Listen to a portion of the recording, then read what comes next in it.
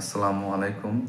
আজকের আলোচ্য বিষয় হচ্ছে ইফতারি করার সময় কোন খাবার খেলে আমাদের শরীর ভালো থাকবে।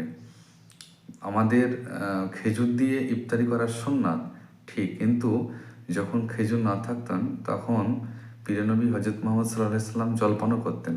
তাই আমি বলবো যে জলপান করা উত্তম, কারণ হচ্ছে আমাদের সারা দিন না খাওয়ার কারণেই আমাদের পাকস্থলী খাদ্যনালীগুলো শুকিয়ে থাকে। জল খেলে তাড়াতাড়ি সম্প্রসারিত হয়, তাহলে পরবর্তী যে আমরা খাবারগুলো খাবো কোনো পেন আসবে না এবং অ্যাসিডিটিও আসবে না।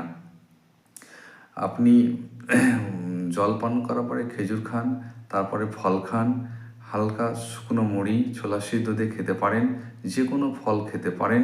তবে সবার কাছে আমার অনুরোধ, কোনো তেলে ভাজা খাবার খাবেন না, যেমন চপ, পেঁয়াজি, মোগলাই, এগরোল, চাউমিন, বিরিয়ানি, এইসব তেলে ভাজা খাবার খাবেন না, নাহলে অ্যাসিডিটি লেভেল বেড়ে যাবে, আপনি পরবর্তী রোজাগুলো ঠিকভাবে করতে পারবেন না। তাই আপনারা এগুলো মেনে চলার চেষ্টা করবেন যেন আমরা 30টি রোজা ঠিকভাবে করতে পারি। এটাই আল্লাহর কাছে আমরা সবাই দোয়া করব।